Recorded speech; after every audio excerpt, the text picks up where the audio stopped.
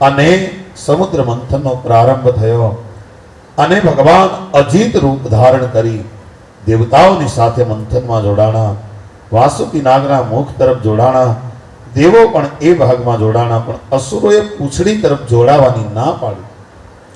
એટલે દેવતાઓ પૂંછડી તરફ જોડાણા, અસુરો છે એ ભગવાનની સાથે રહ્યા અને ભગવાન પછી દેવોની સાથે આવી ગયા. આવી રીતે દેવતાઓ પૂંછડી તરફ ન જોડા, દાનવો પૂંછડી તરફ ન જોડાણા અને આવી રીતે સમુદ્ર મંથનનો પ્રારંભ થયો અને મથવા માટે પ્રયત્ન કરવા લાગ્યા. પણ આ મંદરાચલ પર્વત એટલો બધો વજનદાર કે પાતાળ લોક તરફ સરકવા લાગ્યો અને દેવતાઓએ પ્રાર્થના કરી કે ભગવાન, નિરાશ થયા દેવતાઓ અને દાનવો, પ્રાર્થના કરી કે ભગવાન કંઈક કરો, અમને મંથન કરી લેવા દો. અને ત્યારે ભગવાને કચ્છપ નારાયણનું રૂપ લઈ અને આ મંદરાચલ પર્વતને પોતાની પીઠ ઉપર ટેકો આપ્યો છે અને દેવતાઓએ જય જયકાર કર્યો. આપણે પણ જય જયકાર કરીએ. કચ્છપ નારાયણ ભગવાન કી જય. પોતાની પીઠ ઉપર અતિ વજનદાર અને મહાકાય પર્વતને લીધો છે અને ભગવાને વાસુકીમાં નિદ્રા રૂપે પ્રવેશ કર્યો અને મંથન થવા લાગ્યું છે. આપ સૌ જાણો છો કે આ મંથન થયું, આમાંથી 14 રત્ન નીકળ્યા. કાઢ્યા રત્ન 71 વાસુકીના નેત્રમાં. 1 અને 13 એટલે 14 રત્નો નીકળ્યા. અને એ 14 રત્નો છે એ કેવા કેવા નીકળ્યા તમે જાણતા જ હશો. તો તમને ખાલી થોડાક રત્નોના નામ. કામધેનુ ગાય નીકળી તો એને દેવતાઓ ઋષિઓ લઈ ગયા. કલ્પ વૃક્ષ નીકળ્યું તો એને સ્વર્ગમાં સ્થાપિત કર્યું. લક્ષ્મીજી નીકળ્યા તો એને ભગવાન નારાયણ લઈ ગયા. એમાંથી ઉશ્રેશ્રવા નામનો ઘોડો નીકળ્યો. ઐરાવત હાથી નીકળ્યો તો એને ઇન્દ્ર લઈ ગયા. અને કૌસ્તુભ મણિ નીકળ્યો તો ભગવાન વિષ્ણુએ ધારણ કર્યો. ઉષ્ટેશ્રવા નામનો ઘોડો મહારાજ બલિ લઈ ગયા. અપ્સરાઓ નીકળી સ્વર્ગમાં ગઈ. વારુણી નામની મદિરા નીકળી, એ અસુરો પી ગયા. અને પછી તો હળાહળ ઝેર નીકળ્યું. હળાહળ નામનું ઝેર નીકળ્યું. હવે આને કોણ ગ્રહણ કરે? અને એટલા માટે ભગવાન શંકરને યાદ કર્યા, દેવ અને દાનવો કે હે હરિ, હવે નમામિ સમીશાન નિર્વાણ રૂપમ વિભો વ્યાપકમ બ્રહ્મ વેદ સ્વરૂપમ નિજમ નિર્ગુણમ નિર્વિકલ્પમ નિરીહમ ચિદાકાશમાકાશ વાસમ ભજેહમ ગિરાજ્ઞાન ગોતિતમીશમ ગિરીશમ કરાલમ મહાકાલ કાલમ કૃપાલુ ગુણાગાર સંસાર પારમ નતોહમ તુષારાદ્રિચંકાશ ગૌરમ ગંભીરમ મનોભૂત કોટી પ્રભાસી શરીરમ સ્ફુરન મૌલિ કલ્લોનિની ચારુ ગંગા લસત બાલ બાલેન્દુ કંઠે ભુજંગા ચલત કુંડલમ ભૂસુ નેત્રમ વિશાલમ પ્રસન્નાનનમ નીલકંઠમ દયાલુ મૃગાધીશ ચરમાંબરમ મુંડમાલમ પ્રિયમ શંકરમ સર્વનાથમ ભજામિ પ્રચંડમ પ્રકૃષ્ટમ પ્રગલ્ભમ પરેશમ અખંડમ અજમ ભાનુકોટિ પ્રકાશમ ત્રયશૂલ નિર્મૂલનમ શૂલપાણે ભજેહમ ભવાની પતિ ભાવગમ્યમ કલાતીત કલ્યાણ કલ્પાંતકારી સદા સજ્જનાનંદ દાતા પુરારી चिदानंद संदोह मोहापहारी प्रसिद्ध प्रसिद्ध प्रभो मन्मथारी न यावद युमानाद पादार विंदे भजंती हलोके परेवा नराणम न तावत सुखम शांति संताप नाशम प्रसिद्ध प्रभो सर्वभूतादिवासम. आम જ્યારે ભગવાન ભોળાનાથને યાદ કર્યા અને ત્યારે ભગવાન આવ્યા ભોળાનાથ. આપ સૌ જાણો છો, सर्पो के शहनशाह तुम्हें जहर क्या करे, आंखों में तेरे अमृत के प्याले जो भरे. सर्पों के शहनशाह तुम्हें जहर क्या करे, आंखों में तेरे अमृत के प्याले जो भरे. जहर पिया जीवन दिया कितना उदार तू, जहर पिया जीवन दिया कितना उदार तू.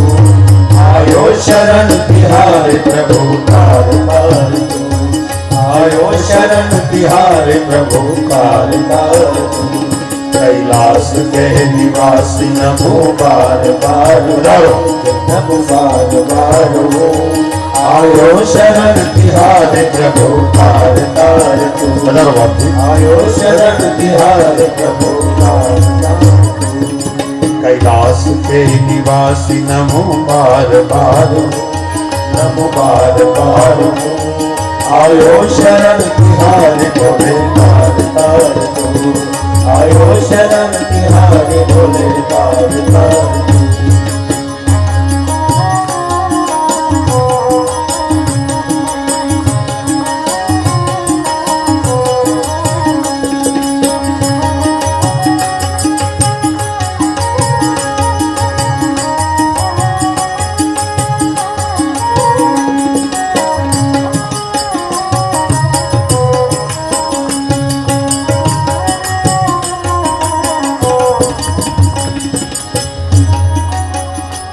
क्या क्या नहीं दिया हमें तुम क्या प्रमाण दे, बसे गए त्रिलोक शंभु तेरे दान से। क्या क्या नहीं दिया है हम क्या प्रमाण दे, बसे गए त्रिलोक शंभु तेरे दान से। मुक्तिद्वार ओमकार तू, ये गंगाधार मुक्तिद्वार ओमकार तू। आयो शरण तिहारे गुरु तार तार तू, आयो शरण तिहारे प्रभु पार तार। આ પરમાત્મા શિવ આવ્યા, હળાહળ નામનું વિષ્ણુ પાન કર્યું, કંઠમાં રાખ્યું અને નીલકંઠ કહેવાયા છે। અને ભગવાન કહે આપણને બધાને શીખવાડ્યું કે આ જગતનું ઝેર જો આપણે પી જઈએ તો આપણું શરીર બગડે અને બહાર ફેંકી દઈએ તો જગતને નુકસાન થાય, અને એટલા માટે કંઠમાં રાખી અને ભગવાન નીલકંઠ કહેવાના। અને પછી તો સમુદ્ર મંથન આગળ વધ્યું, દધી તીર દાનવ દેવનું ટોળું મળી હસતું હતું, પણ કોઈ શિવને જઈ પૂછજો સાગર મથ્યો ત્યાં શું। ભગવાન શિવને ખબર છે કે ત્યાં હળાહળ નામનું ઝેર નીકળ્યું, અને ભગવાને એનું પાન કર્યું। પછી ફરી વખત મંથનનો પ્રારંભ થયો, અને ભગવાન ધન્વંતરીના રૂપે આવી અને અમૃતનો કળશ એ પરમાત્માએ દેવો અને દાનવોને આપ્યો।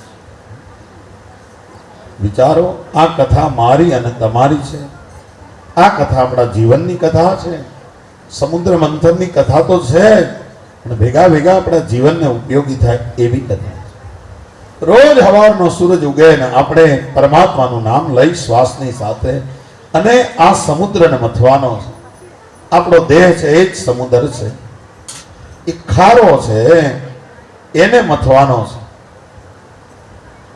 અને એમાંથી અમૃત બનાવવાનું છે। એ નામ અને વચનની સાધના, પ્રાણ અને અપાનની સાધના, એક નસકોરામાંથી પ્રાણ વહે તો નહીં, બીજામાંથી વહે તો નહીં, બંનેમાંથી સાથે વહે ત્યારે આપણે મથી લેવાનો છે, જેને સુષુમ્ના નાડી કહે છે। એક સાથે બંનેમાંથી વહે છે ત્યારે આને મંથન કરવાનું છે, અને ધીરે ધીરે નાકની અણી ઉપર ધ્યાન કેન્દ્રિત કરીને ધીરે ધીરે આજ્ઞા ચક્રમાં ધ્યાનને લઈ જવાનું છે, અને રોજ મંથન કરવું, રોજ મંથન કરવાનું। અને આપણે મથવાનું શરૂ કરશું ને એટલે તમે જોજો આમાંથી કલ્પ વૃક્ષ નીકળે। એવો ધંધો હાથમાં આવી જાય કે એ ધંધો તમને નિવર્યા ન થવા દે, માગો ત્યારે પૈસા મળે। એક કલ્પ વૃક્ષ છે, એમાંથી ઐરાવત હાથી નીકળે, થોડુંક વધારે મથો તો આજ ઐરાવત હાથીનો નીકળે, તો આજ ઇનોવા નીકળે, ફોર્ચ્યુનર ગાડી નીકળે, એમાં આપણે પડ્યા રહીએ। વળી વધારે મંથન કરીએ તો આમાંથી અપ્સરાઓ નીકળે, એમાં ક્યાંક ફસાઈ જઈએ, અને જો મથવાનું બંધ ન કરીએ તો જગતનું ઝેર પીવા માટે પણ તૈયાર રહેવું પડે। નરસિંહે પીધું છે, મીરાએ પીધું, તુકારામે પીધું છે, નાનકે પીધું છે, અને એટલા માટે આ જગત ઝેર આપે અને એ પીવા માટે તૈયાર રહેવું પડે। પણ એ ઝેરને પણ જે પીવાની તૈયારી બતાવે તો એના માટે ભગવાન અમૃતનો કળશ લઈ અને આવે છે। આપણે બધા અમૃતના જ દીકરાઓ છે, વયમ અમૃતસ્ય પુત્રાહ, આપણે બધા અમૃતના દીકરાઓ છીએ અને અમૃતના અધિકારી પણ છીએ, પણ આપણે મંથન નથી કરતા। મંથન કરીએ તો અમૃતના અધિકારી તો આપણે છીએ, કારણ કે આપણો બાપ અમૃતનું ધામ છે, એટલા માટે આપણે અમૃતના અધિકારી છીએ. પણ આપણે મંથન કરતા નથી. દેવો અને દાનવો એ મંથન કર્યું. આ સદગુણો અને દુર્ગુણો બંને ભેગા મળીને આને મથે તો જ થાય. એકલા સદગુણ વાળો માનવી છે એ મંથન ન કરી શકે, કારણ કે એને બધા કર્તવ્યોનો અંત આવી ગયો હોય, પછી એ મંથન કેવી રીતે કરી શકે? અને એટલા માટે આને મથવાનો છે. રોજ આ ગોપીઓ મથે છે, પોતાના મનને મથે છે, રોજ મંથન કરે છે. સવાર પડે અને મંથન કરવાનું છે. અને ભીમ સાહેબ તો ગાય છે. દાસી જીવનને પત્ર લખ્યો છે ભીમ સાહેબ, આમરણ ધ્રોલની ઉપર, ત્યાં ભીમ સાહેબ થઈ ગયા. અને બાલા ગંગા રે જમુના ને સરસ્વતી જીવન તરવેની નિઘારે સુખમાન સુરતા રાખીએ વળગી રહીએ વારે. અને મારા જીવને જા રાખીએ વાગે અનાદ તોરા જલહલ જ્યોતિ જળાળે વરસે નિરમાન દોરા. તને મારા જીવને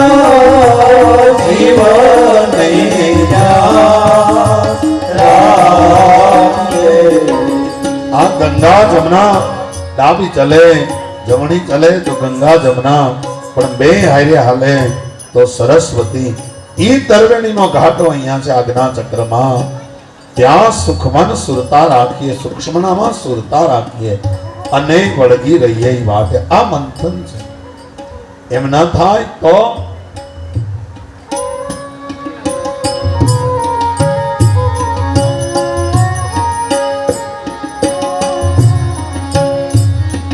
અને માલા અણી રે અધર ઉપર એક છે હેરો ત્યાં રમતા. આ નાકમાંથી શ્વાસ આવે અને જાય એ રામ રમી રહ્યો છે. નિસ્દિન નિરખો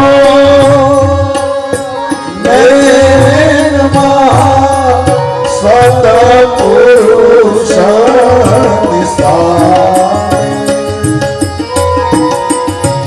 વાલા જીવને રાખીએ વાગે અનાદ તોરા જલહળ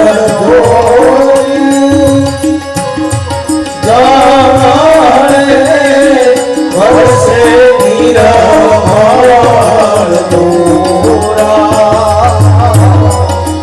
અને મારા જીવને જા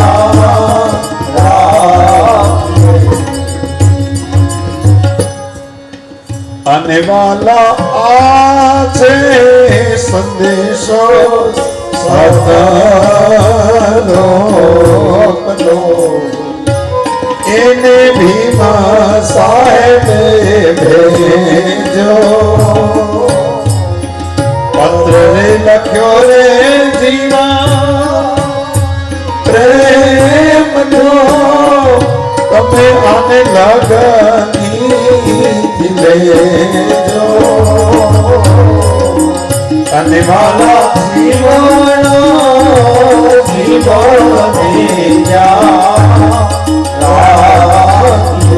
આવી રીતે અણી આગળ માથે એક છે અને ત્યાં રામ રમી રહ્યો છે. એને આખો દિવસ નિરીખ્યા કરો. આ શ્વાસ આવે અને જાય, એને આખો દિવસ નિરીખ્યા કરો અને એમાં મંથન કરો તો એ મંથન માંથી નવનીત દહીંને જેમ વલોવીએ નવનીત નીકળે એમ આ ખારો પાઠ છે આખો. પણ આને જો વલોવ્યા કરીએ તો આમાંથી જ અમૃત નીકળે. ધન્વંતરી અમૃતનો કળશ લઈને આવે છે અને એ ભગવાન અમૃત આવ્યા પછી આપણને એકલા નોધારા મૂકી દેતા નથી, આપણું ધ્યાન રાખે છે. અમૃત આપ્યું પણ ધ્યાન રાખ્યું કે દાનવ ન પી જાય. અને દેવો અને દાનવો માટે સંઘર્ષ થયો અમૃત માટે, પણ ભગવાન મોહિનીનું રૂપ લઈ અમૃતનો કળશ હાથમાં લઈ લીધો. કથા તમે જાણો છો. અને દાનવોને કહ્યું કે નીચે બહુ ઘાટું ઘાટું છે, ઉપર આછું આછું છે, એટલે પહેલા દેવોને પી લેવા દો, પછી ઘાટું અમૃત તમને પાવ. અને દાનવોએ કીધું કે અમારે તો ઘાટું જ પીવું છે. પણ ભગવાન ધ્યાન રાખે છે કે આપણા જીવનના દુર્ગુણો છે એ અમૃતનું પાન ન કરી લે, નહીંતર દબાયેલો દુર્ગુણ ગમે ત્યારે દગો દે.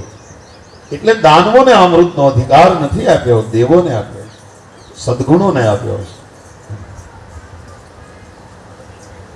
અને દાનવોને થયું ઘાટું ઘાટું બહુ સારું હશે. ઘણા નથી ચા બનાવે પછી છેલ્લે લઈ અને ગળણીમાં ચા ગાળે, એ ચાની ભૂકી બધી ભેગી થાય, એની ઉપર આંખો ચડી જાય અને એમાંથી જે 5-6 ટીપા પડે એમાં એને મજા આવે. એમ દાનવોને થયું આ તો ઘાટું ઘાટું બહુ આનંદ થશે. એટલે બાકી રહ્યા એમાં એક રાહુ નામનો દૈત્ય છે, એ દેવ જેવો વેશ ધારણ કરી અને બેસી ગયો અમૃતનો પાન કરવા. દેવોની પંગતિમાં સૂર્ય અને ચંદ્રની વચ્ચે બેઠો અને ભગવાને એનું મસ્તક કાપી નાખ્યું. અમૃત ગળે ઉતરે પહેલા મસ્તક કાપી નાખ્યું. એની કથા એ બતાવે છે કે દુર્ગુણોને અમૃત પાય નહીં. અને દુર્ગુણોને અમૃત આપણે પાઈએ ને પછી દુર્ગુણો અંદર એવા મજબૂત થાય તો આપણું જીવતર બગડી જાય છે. વજનનું વજન વધારવાનું છે, આમ નામ શરીરનું વજન નથી વધારવાનું. આપણે કહીએ અમારું તો 100 કિલો થયું, 100 કિલો એ કાંઈ ન થાય. વજનનું વજન વધે તો પરમાત્માનું વજન વધારવાનું છે, દુર્ગુણોનું નહીં. આ કફ, વાત, પિત્ત, મજ્જા, મેદ આનું વજન વધારવાનું નથી. હરિના નામનું વજન વધે ને તો આમાં આગળ વધી છે. નહીંતર આપણે તો વજન વધારીએ પછી કંઈક એટલું વજન વધાર્યું તોય ભગવાન નથી મળતો. ભગવાન એમ ક્યાં મળે? એક શેઠને ઘેર ચોર આવ્યો એટલે આમ ખપેડો પાડી પડ્યો. એટલે ચોર ઊંધે માથે પડ્યો ને એના આમ શેઠ ને શેઠાણી હજી જાગતા હતા અને બરાબર પડ્યો હેઠો. અને શેઠાણી બહુ વજનમાં 135 કિલો જેવું વજન. અને એ શેઠાણી ઓલો ચોર પડ્યો ને એટલે તરત એની માથે બેસી ગઈ. એને મોઢું ઊંચું ન થવા માથે જ બેસી. શેઠને કે જાઓ તમે પોલીસને બોલાવો.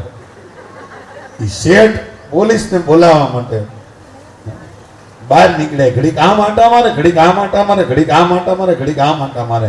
શેઠાણી કઈ શું છે? તો શેઠ કઈ ચપ્પલ ચડતા નથી. ચોર હું તો કઈ મારા પહેરતો જા, પણ તું જા, પોલીસ નહીં મારી નાખે, આ મારી નાખે. હમણાં આ ભારતે ઓપરેશન સિંદૂર કર્યું ને, ઓપરેશન સિંદૂર પાકિસ્તાન ઉપર, એક દાદા રોવા માંડ્યા. કોકે પૂછ્યું અને તમે કેમ રોવો છો?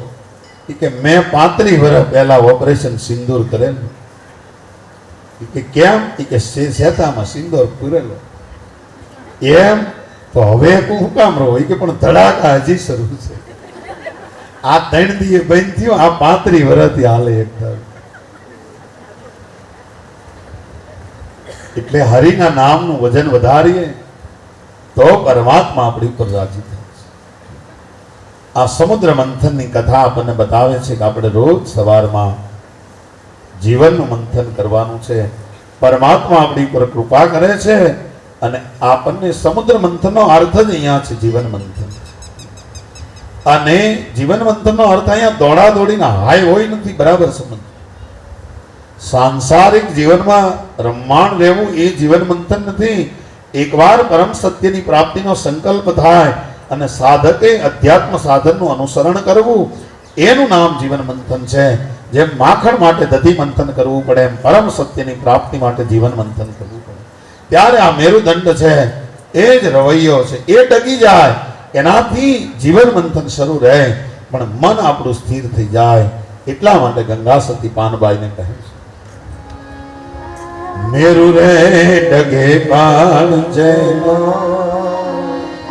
મનડા ડગે નહીં પાનબા, અને ભાંગી પડે મરને બ્રહ્માય. મેરુ રે ડગે પાણ જેના મનડા ડગે નહીં પાનબા, ફાલીને ભાંગી પડે બ્રહ્મા. વિપદ પડે પણ વણસે નહીં રે.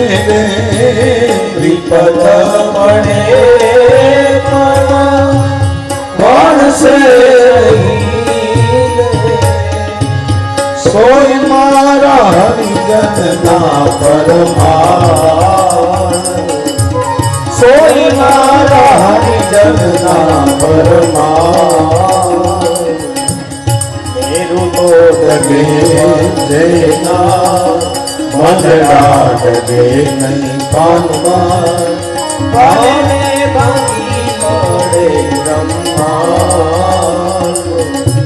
આવી રીતે મેરુ પર્વત, આ મેરુ ડગતો નરસૈયો નાચતો હોય તો એનું મેરુ સ્થિર ન હોય, પણ એનું મન પરમ બ્રહ્મ પરમાત્મામાં સ્થિર. આ આપણને સમજાવ. વાસુકી એ નાગ નથી, આપણી કુંડલીની શક્તિ છે. અને યોગ શાસ્ત્રમાં કુંડલીને ને સર્પની ઉપમા આપી છે, એનું નેતૃ બનાવવા. શરીર ભગવાનને આધારે એટલે કચ્છપ આવ્યા છે. અને જ્યારે અમૃત એટલે પરમ સત્ય. પેલા તો ઝેર નીકળે એનાથી ડરીને ભાગી જાય, કલ્પ વૃક્ષ નીચે નીકળે એનાથી લોભાઈને વયા જાય. આટલા બધા પ્રલોભનો આવે, એમાં જીવ ફસાઈ જાય. હા, માં પર્વત ઉપર હીરો દેખાય છે, પણ થોડા ગાલીએ ત્યાં ચાંદીની ઈંટ બધાય, કોક ઈ લઈને પાછું ફરી જાય. કોક વધારે આગળ હાલે તો હોનાની ઈંટ દેખાય, તો કોક એ લઈને પાછું ફરી જાય. પણ પરમ સત્ય સુધી તો કોક પહોંચે. ચરે વૈતી ચરણ વૈ મધુબિંદંતી, ચાલ્યા કરે. અને આ અધ્યાત્મની કથા છે. સમુદ્ર મંથનનો હેતુ જ અમૃતની પ્રાપ્તિ છે. અને અમૃતથી પુષ્ટિ વધે, બળ વધે, અમરતા આવે છે. અને હઠયોગ પ્રદીપિકામાં તમે અને જ્ઞાનેશ્વરી ગીતામાં તમે જુઓ તો આ સમુદ્ર મંથન થાય પછી આ સહસ્ત્રાધારમાંથી અમૃતનો જરો વરસે છે, ઊંધે મસ્તકે અમી જરે છે. અને આ એક ટીપું અમૃતનું પડે આમાં, એટલે જેમ દૂધમાં એક ટીપું છાશનું પડે ને દહીં જામી જાય, એવી રીતે રૂવાડું છે, પરમાત્મામય બની જાય છે. અને પછી ભજનની જે મજા આવે, આ ઊંધે મસ્તકે અમી જરે છે ને મુવા મળા સજીવન કરે. આ એક કથા છે સમુદ્ર મંથન. પછી તો દેવો અને દાનવો વચ્ચે યુદ્ધ થયું. અને દેવતાઓ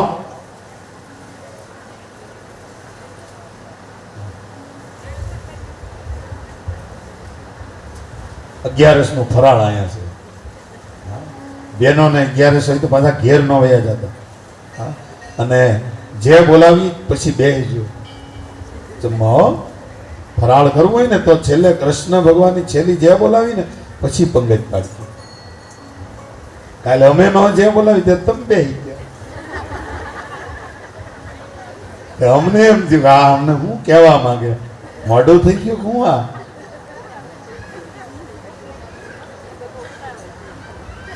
હજી અમે કીર્તન કરતા છેલ્લી કડી ગાઈ જાતો થાળી આવી. વાહ, મેં કીધું વાહ ભક્તો.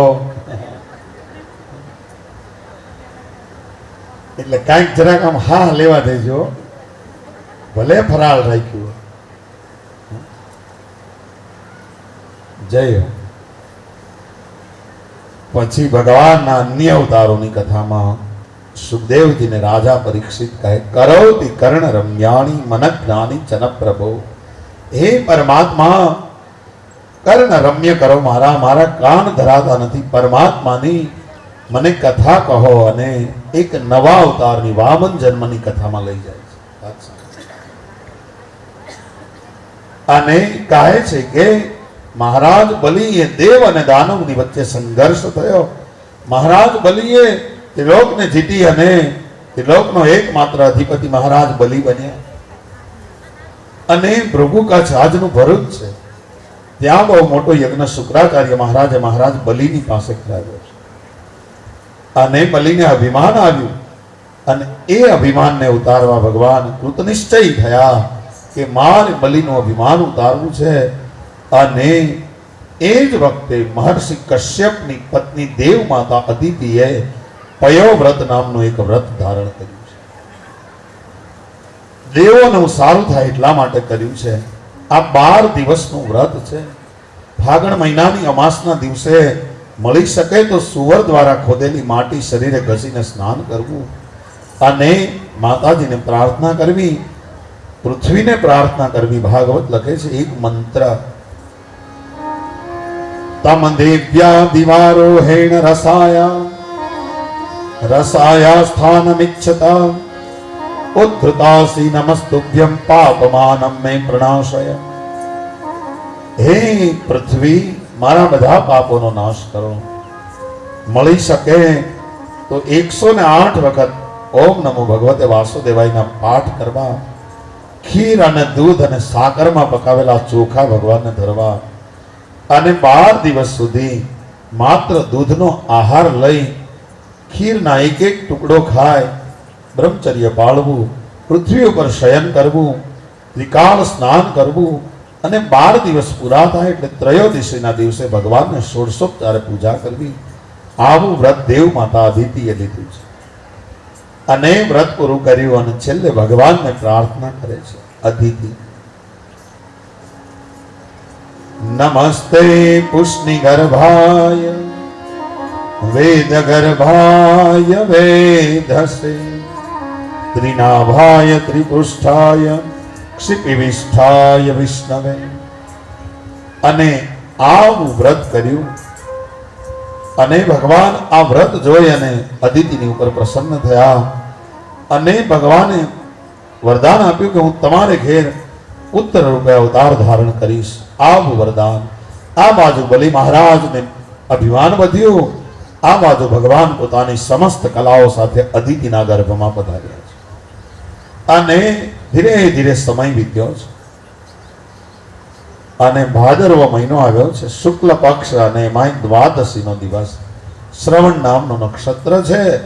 અભિજીત નામનું બપોરનું 12 વાગ્યાનું મુહૂર્ત છે અને ભગવાનને અવતરવાનો સમય છે. બહુ નજીક આવ્યો. આકાશ મંડળમાં દેવતાઓએ સુંદર મજાનું વાતાવરણ બનાવ્યું છે અને અપ્સરાઓ ગંધર્વો બસંત બહાર વગાડી રહ્યા છે અને એવું વાતાવરણ બન્યું છે. ત્રણેય લોકમાં આનંદ છવાયો છે.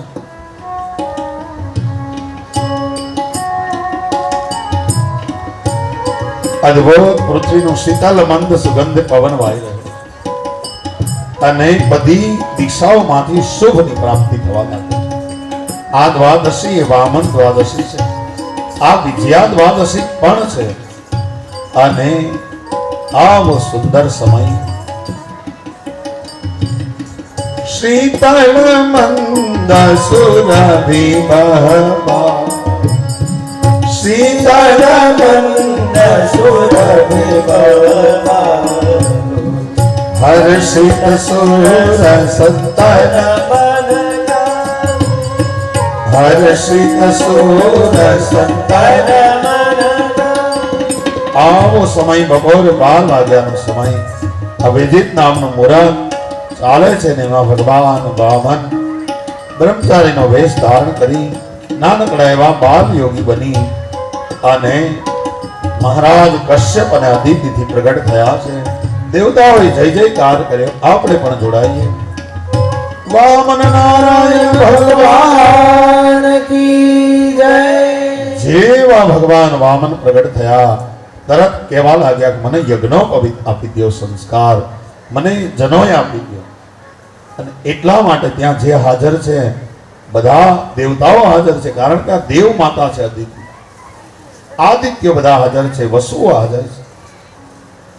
અને એટલા માટે ભગવાન સૂર્યનારાયણે ગાયત્રી મંત્રનો ઉપદેશ આપ્યો છે. અને બૃહસ્પતિએ યજ્ઞોપવિત આપ્યા, કશ્યપજીએ મેખલા આપ્યું, પૃથ્વીએ કૃષ્ણ મૃગચર્મ આપ્યું, ચંદ્રમાએ દંડ આપ્યો, અભિમાની દેવતાઓએ છત્ર આપ્યું, અને અદિતિએ કોપિન આપ્યું, બ્રહ્માજીએ કમંડલ આપ્યું, સપ્તર્ષિઓએ કુશ આપ્યું, સરસ્વતીએ માળા પહેરાવી, યક્ષરાજ કુબેરે આ વામનના હાથમાં ભિક્ષાનું પાત્ર આપ્યું, અને મા જગદંબા ભવાની પરાંબા એને વામનને ભિક્ષા આપી. યજ્ઞોપવિત સંસ્કાર પૂર્ણ થયો અને પછી વામને જાણ્યું અસુરરાજ બલિ શુક્રાચાર્યના માર્ગદર્શન નીચે ભૃગુ કચ્છમાં યજ્ઞ કરે છે, અશ્વમેધ યજ્ઞ કરી રહ્યા છે નર્મદાના કિનારે. વામને ત્યાં જવા માટે ઈચ્છા વ્યક્ત કરી અને માએ રોકવાની કોશિશ કરી પણ રોકાણા નહીં. અને વામન એ આ બલિનું અભિમાન ઉતારવા માટે હાલી નીકળ્યા છે. આવો આપણે પણ એની સાથે યાત્રા કરીએ.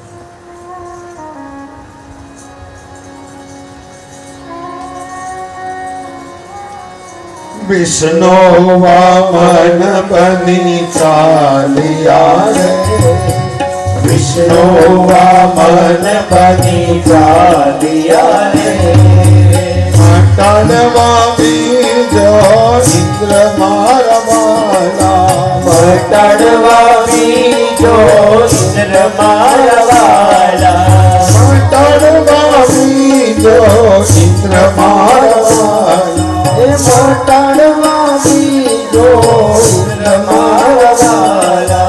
વિષ્ણુ વામન થઈ ચાલ્યા રે, વિષ્ણુ વામન થઈ ચાલ્યા રે.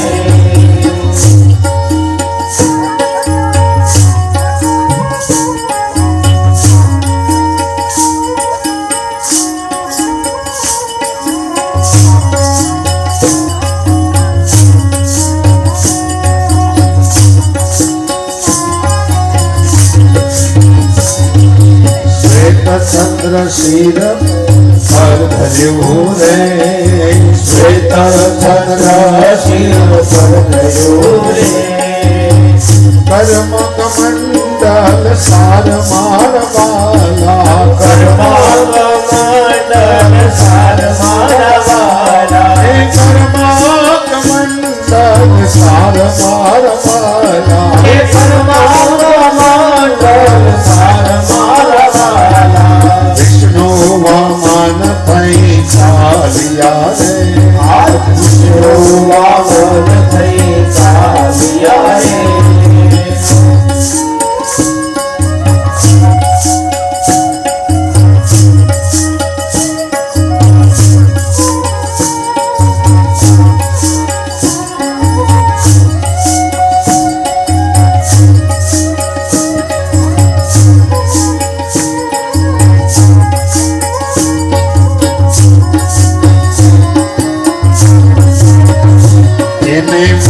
ચર્મ કાખમાં શોભતું રે, હે શુભ ચર્મ કાખમાં શોભતું રે, ત્રિકોણ ભાલ વિશાલ મારવાલા, ત્રિકોણ ભાલ વિશાલ મારવાલા, ત્રિકોણ ભાલ વિશાલ મારવાલા, ત્રિકોણ ભાલ વિશાલ મારવાલા. વિષ્ણુ વામન થઈ ચાલ્યા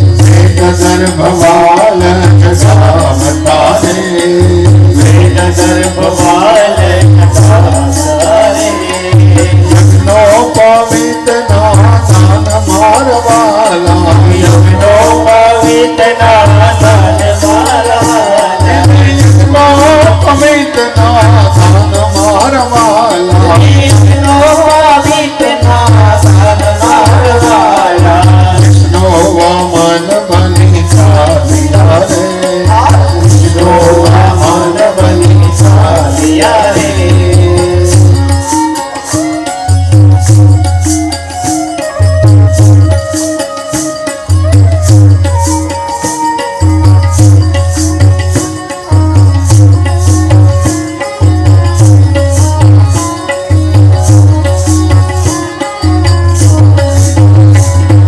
સરસ્વતી હાર હારો બતારે સરસ્વતી હાર હારો બતારે માતા પીરસે છે પકવાન મારવાલા માતા પીરસે છે પકવાન મારવાલા માતા પીરસે છે પકવાન મારવાલા માતા પીરસે છે પકવાન મારવાલા વામન થઈ ચાલ્યા રે આજ આજ વિષ્ણુ વામન થઈ ચાલ્યા રે આજ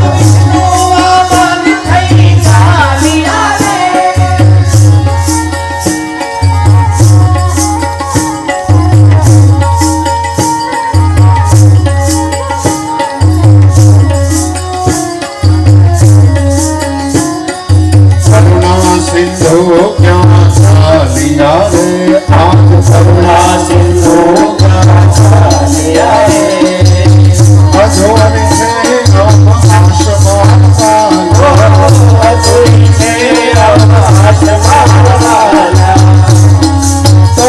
અજોની છે આસમાન વાલા અજોઈ છે આકાશ મારવાલા ભૂખ કચ્છમાં હું જામ છું રે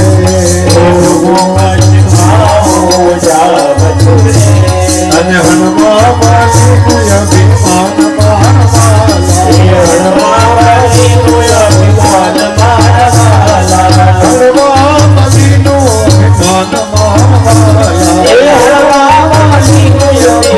મારવાલા વિષ્ણુ વામન બની ચાલ્યા રે આજ વિષ્ણુ વામન બની ચાલ્યા રે આજ વિષ્ણુ વામન બની ચાલ્યા રે વિષ્ણુ વામન બની ચાલ્યા રે માતાળવા બીજો ઇન્દ્ર મારવાલા તાળવા બીજો ઇન્દ્ર મારવાલા હનુમા માલીનું અભિમાન મારવાલા હનુમા બલીનું અભિમાન મારવાલા કચ્છમાં હું જામ છું રે પંચમાં જામ છુરે હનુમા માલીનું અભિમાન મારવાલા હનુમા બલીનું અભિમાન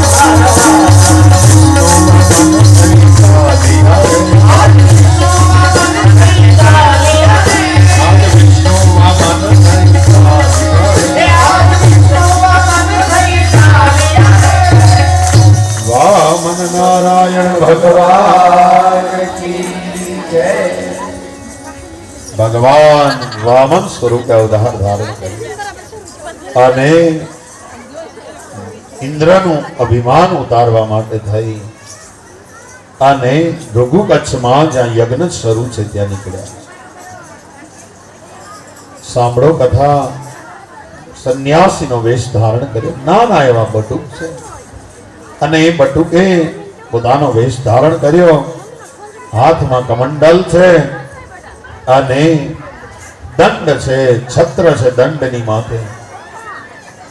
અને ભગવાન વામન સ્વરૂપ ધારણ કરી અને ભરૂચ ભૃગુ કચ્છમાં રવાના થયા. અસુરાજ બલિ ત્યાં અશ્વમેધ યજ્ઞ કરી રહ્યો છે અને ત્યાં આવી અને ભગવાન ઉભા રહ્યા. બલિની પુત્રી રત્નમાલાએ ભગવાનને જોયા. એને એમાં પુત્ર ભાવ થયો. મહારાજ બલિએ ભગવાનને જોયા. એને થયું કોઈ બાલ જોગી છે અને એ બાલ જોગી ને બલિ મહારાજ જોઈ અને એનાથી આકર્ષિત થયા કે આ બાલ જોગી કોણ છે. અને બલિ મહારાજ યજ્ઞનો તો એવો નિયમ છે કે જ્યાં યજ્ઞ ચાલતો હોય ત્યાં કોઈ ભૂખ્યું ના જવું જોઈએ. આ કથા યજ્ઞ છે એટલા માટે અહીંયા પણ આપણે જમાડીએ છીએ. કોઈ ભૂખ્યું ના જવું જોઈએ. યજ્ઞનો આ નિયમ છે. કાંઈ ન મળે તો નાનકડી પ્રસાદી પણ આપવી જોઈએ, કાંઈક આપવું જોઈએ, કોઈ ખાલી હાથે ન જવું જોઈએ. એટલે બલિ મહારાજ પોતાના આસન ઉપરથી ઊભા થઈ વામનને પ્રણામ કર્યા છે. મહારાજ, મારે ઘેર આજ આવા શુકન થયા, તમારી જેવા બાલ યોગી આવ્યા, તમારું તેજ, તપનું તેજ મને દેખાય છે. હે બાલ યોગી, તમે કંઈક માગો. આજ મારે ઘેર આવા મંગળ શુકન છે અને આવો રૂડો યજ્ઞ ચાલે છે, મારે તમને કંઈક આપવું છે. અને ત્યારે બાલ યોગી કહે છે કે બલિ, અમારે તો શું જોઈએ? અમે તો સંન્યાસીનો દેહ છે અને અમારે તો શરીર સમાય એટલી જગ્યા હોય તો થઈ ગઈ. અને સમગ્ર પૃથ્વીનો રાજ આપી દો ને તો આ માનવીનું મન છે એને તોય લાલચ રહે છે. પણ અમારે તો 3 ડગલા પૃથ્વી હોય તો અમે અમારું શરીર હમાઈ જાય એટલે અમે પડ્યા રહીએ. અમને 3 ડગલા ક્યાંક પૃથ્વી આપીને તું તો સાર્વભૌમ સમ્રાટ, અમારું શરીર સમાઈ જાય એટલે અમે ત્યાં રહેશું. અને બલિ મહારાજને થયું કે 3 ડગલા શુક્રાચાર્ય ના પાડે, જોજે હો મને આના રૂપમાં કઈક ભેદ દેખાય છે. શુક્રાચાર્ય ના પાડે, પણ બલિ મહારાજ કહે છે કે હું પ્રહલાદના કુળમાં ઉતર્યો. મહારાજ, એક વખત મેં માગવાનું કહ્યું ને હવે હું ના પાડી શકું. 3 ડગલા પૃથ્વીનો મને સંકલ્પ કરાવો શુક્રાચાર્ય. મારે આ વામનને 3 ડગલા પૃથ્વી આપવી છે. શુક્રાચાર્ય કહે કે જળ કમંડળમાંથી પડવા દઉં તો તું સંકલ્પ કર ને. એટલે કીડાનું રૂપ લઈ અને શુક્રાચાર્ય કમંડળના નાળચામાં બેસે કે પડે તો થાય ને, તો તું સંકલ્પ કર ને. અને ભગવાન વામને દર્ભની સળી લઈ અને શુક્રાચાર્યની એક આંખ ફોડી નાખી. આંખ ફોડી એટલે એમ નથી, એનો અર્થ એમ છે બે પણ જોનારી બુદ્ધિ હતી એને એક કેવલ્ય નિષ્ઠામાં લગાડી અને દ્વૈત ભાવ જે હતો એ નીકળ્યો, અદ્વૈત ભાવનો જન્મ થયો. અને બલિ મહારાજ સંકલ્પ કરે વિષ્ણોર વિષ્ણોર વિષ્ણો શ્રીમદ ભગવતો મહાપુરુષસ્ય વિષ્ણોરાજ્ઞા પ્રવર્તમાનસ્ય અદ્ય બ્રહ્મણો. સંકલ્પ કરે છે. 3 ડગલા પૃથ્વીનો સંકલ્પ કર્યો બલિ મહારાજે અને 3 ડગલા પૃથ્વી આપી છે. અને કહ્યું મહારાજ, તમને જ્યાં ગમે, આખું જગત ત્રિલોકને મેં સર કર્યું, તમને જ્યાં ગમે ત્યાં તમે 3 ડગલા ભરી લ્યો, તમને કોઈ ના નહીં પાડે. તમને પીળો કરવાનો, તમને આ પૃથ્વીમાં જ્યાં ગમે ત્યાં 3 ડગલા ભરી લ્યો કહે છે. અને જ્યારે 3 ડગલા ભરવાનું કહ્યું છે પણ ત્યાં તો ભગવાન પગ પાતાળ શીશ અજધામાં, પગ પાતાળમાં છે અને શીશ બ્રહ્મલોકમાં છે. એ ધીરે ધીરે પર્વતાકાર બન્યા અને પગ પાતાળ અને શીશ અજધામ આકાશને ઘડનારના ઘરને કોણે ઘડ્યા હશે. અને આકાશની માતા તણા કોઠા કહો કેવડા હશે, એ આકાશની માતાના કોઠા ઉફાડી નાખ્યા. અને ભગવાન પગ પાતાળ શીશ અજધામ બ્રહ્મલોકમાં માથું ગયું, પગ પાતાળમાં ગયા અને એક ડગલું ભર્યું પણ ત્યાં તો સમસ્ત પૃથ્વી અને 3 લોકમાં આપી લીધા. અને બીજું ડગલું ભર્યું પણ બીજા ડગલામાં ભગવાને બ્રહ્માંડ સહિત બધું માપી લીધું છે. અને બ્રહ્માજી સુધી પગ ગયો છે બ્રહ્મલોકમાં. એ બ્રહ્માએ જે ચરણોદક એની ઉપર પાણીથી પગ ધોયો એ સ્વર્ગની ગંગા બની છે. આવું ભગવાન. અને ત્રીજું ડગલું ક્યાં મૂકું બલી? હવે તો કાંઈ માપવાનું બાકી નથી, હવે તો કાંઈ ક્યાં મૂકવું મારે? અને ત્યારે બલિ મહારાજ કહે છે, મહારાજ હા આવવા દે મારા માથા ઉપર નાથ, આવવા દે મારું કલ્યાણ થઈ જાય. અને ત્રીજું ડગલું બલિ મહારાજના મસ્તક ઉપર ભગવાને મૂક્યું. પણ એ પગલું ગયું પાતાળ સુધી અને ત્યાં સુતલ લોકમાં પગલું અટકાવી સુતલનો રાજા બલિને બનાવ્યો છે. અને ભગવાન દ્વારપાળ રૂપે પોતે બની અને રહ્યા છે. આ કથા તમે બધાએ સાંભળી. પણ આ કથાનો અર્થ શું છે? આ કથાને આપણા જીવનને ક્યાં અડે છે? આ કથા એ સમજવાનું છે. તો બરાબર સમજીએ, આપણે બધા વામન જ છીએ. આપણે વામન માંથી વિરાટ બનવાનું છે. આપણે આ પૃથ્વી ઉપર ધનવાન બનવા માટે નથી મોકલ્યા, આપણને ભગવાન બનવા માટે મોકલ્યા છે. પણ આપણે ધનવાન બનવા લાગ્યા, ભગવાન બનવાની કોઈ કોશિશ ન કરી. દરેક માનવમાં એટલી ક્ષમતા છે કે ભગવાન બની શકે, ભગવાનમાં પડી શકે, પણ આપણે ક્યારેય ભગવાન બનવાની કોશિશ, આપણે વામન છીએ અને વામન માંથી વિરાટ બનવાનું, પણ એના માટે 3 ડગલા ભરવાના છે. અને એક ક્યાં 3 ડગલા? આપણા સૌરાષ્ટ્રમાં એક કહેવત હતી આપણી કે એક ઘા અને કટકા 3. એક ઘા તમે લાકડાની ઉપર કરો તો 2 જ કટકા થાય. તમને ખબર છે, લાકડું હળી ગયેલું હોય તો વાત જુદી છે, તો કદાચ 3 થી વધારે થાય, પણ 3 કટકા જ કેમ કીધા? એક ઘા અને 3 કટકા કેમ કીધા? એ જ બતાવે છે કે સદગુરુ આપણને એક શબ્દ આપે, એક ઘા મારે, બાણ મારે. સદગુરુ આપણને એક કુબુદ્ધિના કાગડા, એને મારો શબ્દની ગોળી, મારો શબ્દની ગોળી, એને નાખો હીરની દોરી. કુબુદ્ધિના કાગડા, એને મારો શબ્દની ગોળી. એક સદગુરુ આપણને નામ આપે અને એક બાણ મારે, પણ આપણા મનમાં ઉતરી જાય, આપણા વચનમાં ઉતરી જાય અને આપણા કર્મમાં ઉતરી જાય, ત્યારે માનવાનું એક ઘા અને કટકા. એમાં 3 ડગલા, એક મન રૂપી, એક વચન રૂપી અને એક કર્મ રૂપી ડગલું આપણે જો ભરી લઈએ તો આપણે વામન માંથી વિરાટ બની શકીએ. એની આ કથા છે. દરેક જીવ બ્રહ્મ બનવાનો અધિકારી છે. 3 ડગલા ભરવાના. ત્રિણીપદા વિચક્રમે વિષ્ણુ ગોપા અદાપ્ય અતો ધર્માણી ધારયન્ન.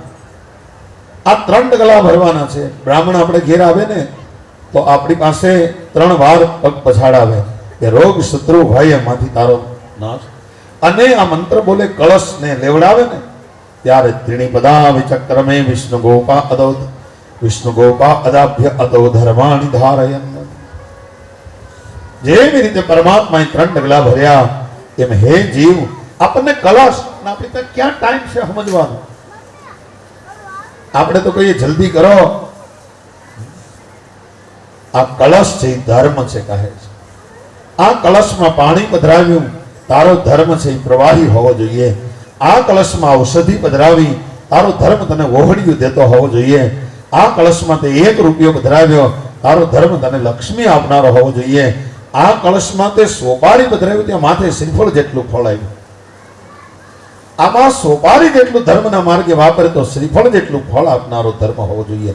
આમાં આંબાના 5 પાન મૂક્યા, તારો ધર્મ હંમેશા લીલોછમ હોવો જોઈએ. અને એ ધર્મને જ્યારે ધારણ કરીએ આપણે ખભા ઉપર, ત્યારે કહે છે તું વીર છો. હનુમાનજી બેહે એમ આપણને વીરની અદામાં બેહાડે, એક ગોઠણ ઊંધો ન ખાવે અને કહે તું વીર છો, તે ધર્મને ધારણ કર્યો છે. અને પછી બ્રાહ્મણો આશીર્વાદ આપે.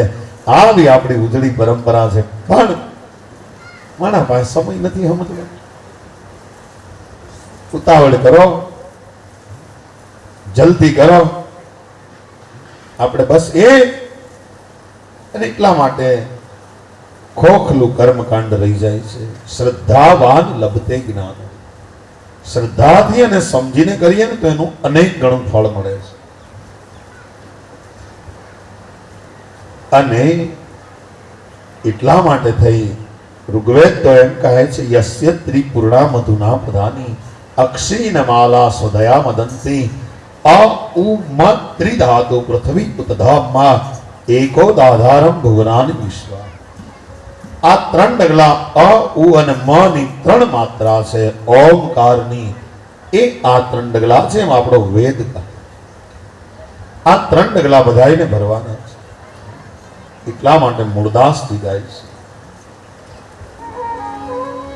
પણ પહેલી કટારીએ પરીક્ષા કીધી જી જી જી જી જી અને બીજી ના માર્યા બાણ રે. ત્રીજી 3 ભુવનમાં રમી રહી ત્રણ કટારી ગુરુ મારી દઈને મન વચન અને કર્મની, પણ ત્યાં તો ચોથી એ વિંધાણા પ્રાણ, પણ પ્રાણ વિંધાણા ને મૃત્યુ બંધાણી, અને દેખાડ્યો દસમો દ્વાર ને કૂંચી લઈ કરશનજી ને વિનવું. આ કઈ કૂંચી? આ અ ઉ અને મા, આ ત્રણ ની કૂંચી છે. તમે મારી સુરતાની લેજો રે સંભાળ,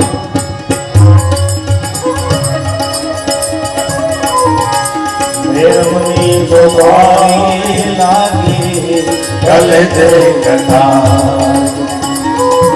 મેરમની જોગવાઈ લાગી ચલે છે કથા, અને સાચા સદગુરુ શ્યામ મળ્યા, અને જગતે જાદવવી, મન પથ્થર હતા એને પાણી કર્યા, અને કરી દીધા નિર્ભેળાની. માટે પુકારીને કહું છું પ્રાણિયા, હે તમે નુગરાથી કરશો મને, બેડી મત દેજો મુદવા બેડની, ઉતારજો ભવપાર, મેરમની જોગવાઈ લાગી ચલે છે કથા, મેરમની જોગવાઈ લાગી ચલે છે કથા. આ કટારી સદગુરુ લગાડી દયા કર એટલે આપણું કામ બની જાય છે. વામનને માર્યો નથી, વામનને સુતલ લોકમાં બરાબર સમજ્યો, વામનને સુતલ લોકમાં મોકલ્યા છે. આનો અર્થ શું? તમે જો બધી જગ્યાએ બે બે રાક્ષસોને માર્યા ને એક એકને બચાવ્યું. લંકામાં તમે જો તો રાવણ અને કુંભકર્ણને માર્યા ને વિભીષણને બચાવ્યું. તમે શિવપુરાણની કથામાં જાઓ તો ત્યાં તારકાસુરને મારે છે, વિદ્યુતમાલી એકને બચાવે છે. અહીંયા તમે જુઓ તો હિરણાક્ષ અને હિરણ્યકશિપુને મારે અને બલિને બચાવે છે. શિશુપાલ અને દંતવક્ત્રને મારે છે, બીજા રાજાને બચાવે, એકને બચાવે છે. આનો અર્થ શું? આ ત્રણ ગુણમય અભિમાન છે. એક રજોગુણી અહંકાર છે, એક સત્વગુણી અભિમાન છે, અને એક તમોગુણી અભિમાન છે. બરાબર સમજો. સાત્વિક અહંકાર છે એ જ વિભીષણ છે. અહીંયા સાત્વિક અહંકાર છે જેને દાસ અહંકાર કહેવાય છે, એ જ બલિ છે. તમે જો ત્રણેય ભાઈઓ રાવણ, કુંભકર્ણ અને વિભીષણે ત્રણેય તપ કર્યું ને બધાએ એક જ વસ્તુ માંગી, સોના. ભગવાન પ્રસન્ન થયા, ત્રણે એક જ શબ્દ બોલ્યા, સોના. પણ જેવો જેનો ભાવ હતો ને એવી રીતે મળ્યું. રજોગુણી અહંકાર રાવણ હતો તેને સોનાની લંકા મળી. તમોગુણી અહંકાર કુંભકર્ણ હતો તો એને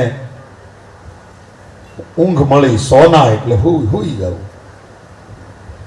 અને સત્વગુણી અભિમાન વિભીષણ હતો તો સોના, તને કોઈ દી ઊંઘ ના આવે, તું પરમાત્માના ભજનમાં સદાયને માટે જાગૃત રહે, એવું એને વરદાન આપ્યું.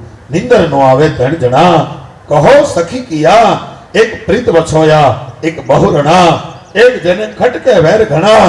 નિંદર નો આવે ત્રણ જણા, કહો સખી કિયા. એમાંથી જેને પરમાત્માની હારે પ્રીતિ છે એને ઊંઘ આવતી નથી. જેને માથે બહુ ઋણ હોય, કરજ હોય, અને જેને ખટકે વેર ઘણા, જેને બહુ વેર હોય જાજા, એને ઊંઘ આવતી નથી. અહીંયા વિભીષણને જાગૃત રાખ્યો, એ સાત્વિક અભિમાન. અહીંયા હિરણ્યકશિપુને જો રાજમાં માર્યો, કારણ કે એ રાજસિક અભિમાન છે. હિરણાક્ષને પ્રલયના અંધારામાં માર્યો, કારણ કે એ તામસિક અભિમાન છે, એટલે અંધારું. અને બલિ મહારાજ ને સુતલનું આ અભિમાન છે ને, એ નાભીથી ઉપર આવી જાય ને તો બહુ નડે, એટલે નાભીથી નીચેનો પ્રદેશ સુતલ, ત્યાં નાનો એવી જગ્યા સુતલમાં અભિમાનને મૂક્યું. ને ભગવાન દ્વારપાળ બની રહ્યા. આ અભિમાન સાત્વિક છે, ભલે અભિમાન સાત્વિક છે, પણ તોય એની રક્ષા કરે. આ અભિમાન વળી પાછું ક્યારેક તામસિક ન બની જાય, ક્યારેક આ રાજસિક ન બની જાય. એટલા માટે ભગવાન દ્વારપાળ બની અને બલિ મહારાજની રક્ષા કરે છે. આ અભિમાનને ઠાकुर रामकृष्ण परमहंस दास अहंकार कहता है. આ અભિમાન બાધક નથી. અને જો આ સાત્વિક અભિમાન ટળી જાય તો આ દેહ પણ ટકી ન શકે. કારણ કે દેહને ટકાવવા માટે સાત્વિક અભિમાન જરૂરી છે. એટલા માટે દેહ ટકી શકે નહીં. એટલા માટે જરૂરી છે આ કથા જીવ બ્રહ્મ સ્વરૂપ છે અને પોતાના બ્રહ્મ સ્વરૂપને પુનઃ પ્રાપ્ત કરે એમાં જ જીવનની સફળતા છે. શરીર પ્રાણ મન ઉપર અહંકારનું નહીં, 3 ડગલા ભગવાનનું આધિપત્ય સ્થપાઈ જાય એમાં જ વામનમાંથી વિરાટ બનાય છે. અને સાત્વિક અહંકાર શરણે જાય તો ભગવાન એને ચોકી હેઠળ રાખે છે. અને માનવ પોતાની બુદ્ધિના માર્ગદર્શન નીચે જીવે છે એના કરતા આત્માના આદેશ નીચે જીવે. શુક્રાચાર્ય બુદ્ધિ છે, એના આદેશ નીચે બલિ જીવે છે એના કરતા પરમાત્માના આદેશ નીચે જીવે છે. ત્યારે બલિનું વધારે કલ્યાણ થાય છે. આવી કથા કહી છે મહારાજ વામનની અને હે નવા અવતારમાં લઈ જાય છે. કહે છે એક કલ્પ પૂરો થવા આવ્યો છે અને ભગવાનનો એક અન્ય અવતાર થયો છે. કહે છે કે મને એ અવતારની કથા કહો. ત્યારે કહે છે કે દ્રવિડ નામનો એક દેશ છે, ત્યાં એક કૃતમાલા નામની નદી છે અને ત્યાં એક સત્યવ્રત નામનો રાજા રાજ કરી રહ્યો છે. વાત સાંભળો. અને એ સત્યવ્રત રાજા એકવાર નદીમાં તર્પણ કરવા માટે ગયા ત્યારે એના હાથમાં નદીના જળની સાથે એક નાની માછલી આવી ગઈ અને રાજાએ નાની એવી માછલીને પાણીમાં નાખી તો માછલી કહેવા લાગી કે રાજા, અહીંયા તો અનેક જળચરો મને ખાઈ જશે, મને જળમાં ન નાખો. રાજાએ દયા કરી પોતાની પાસે કમંડળ હતું એમાં માછલીને નાખી. પોતાના રાજમહેલમાં લાવ્યા માછલીને અને મોટા પાત્રમાં માછલીને નાખી. અને આ માછલી ધીરે ધીરે કરતા એ પાત્ર જેવડી બની ગઈ. રાજા, મને હવે આ પાત્રમાં હું સમાતી નથી. રાજાએ એના કરતા મોટા પાત્રમાં નાખી તો એવડી બની ગઈ. રાજાએ સરોવર નાનું હતું એમાં મૂકી તો એવડી માછલી બની ગઈ. અને એના કરતા આગળ પછી રાજાએ મત્સ્યને ઉપાડી નદીમાં મૂકી તો નદીને ઘેરી લીધી. રાજાએ સમુદ્રમાં મૂકી તો સમુદ્ર જેવડી માછલી ખાઈ ગઈ અને છતાં કહેવા લાગી મને સમુદ્રમાં મૂકોમાં, મને જળચર ખાઈ જશે. રાજા ને ખબર પડી કે આ કોઈ માયા મત્સ્ય છે. શરણમાં પડ્યો રાજા સત્યવ્રત, કોણ છો આપ? અને ત્યારે મત્સ્ય નારાયણ બોલ્યા છે કે રાજા, હું નારાયણ પોતે છું, માછલીના રૂપે આવ્યો છું. અને નારાયણનું નામ સાંભળ્યું અને સત્યવ્રત નામના રાજાએ પ્રાર્થના કરી છે. ભાગવતે મંત્ર લખ્યો છે, નમસ્તે પુરુષમ તુ શ્રેષ્ઠમ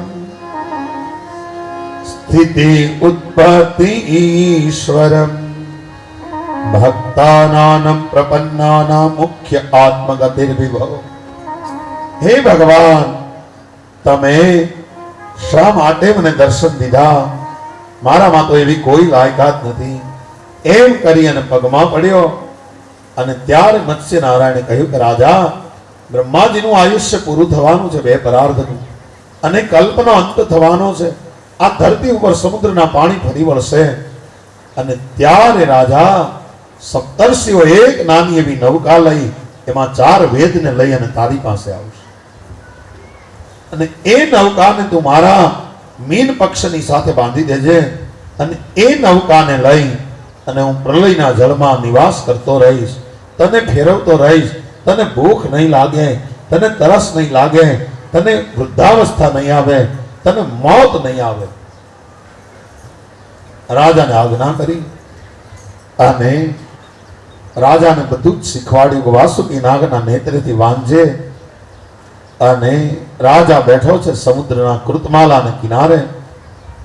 અને ત્યારે જ પ્રલયનો અંત થયો. મોટા મોટા ભીષણ આંધીઓ શરૂ થઈ અને એ જ સમયે ભગવાન સપ્તર્ષિ ઋષિઓ નૌકા લઈ અને રાજાની પાસે આવ્યા. એમાં 4 વેદ છે. રાજાએ વાસુકીના નેત્રા કરી અને મીનના માછલાના ભગવાન નારાયણના પક્ષ સાથે આ નૌકાને બાંધી દીધી છે. અને જ્યાં સુધી નવી પૃથ્વી બ્રહ્માએ ન બનાવી ત્યાં સુધી પ્રલયના જળમાં ભગવાન મત્સ્યનારાયણ સત્યવ્રત નામના રાજાને લઈ અને વિહરતા રહ્યા. અને બે જે સત્સંગ કર્યો એ મત્સ્ય પુરાણ છે. એ પણ જાણવા જેવું છે. એ બે જે સત્સંગ કર્યો અને નવી પૃથ્વી બની. મેરુ પર્વત ઉપર ઉતાર્યો રાજાને અને સપ્તર્ષિઓને ઉતાર્યા. વેદની પુનઃ પ્રતિષ્ઠા થઈ અને ભગવાન નારાયણ રૂપે પ્રગટ થયા. સૌએ જય જયકાર કર્યો. એકવાર ભાવ અને શ્રદ્ધા.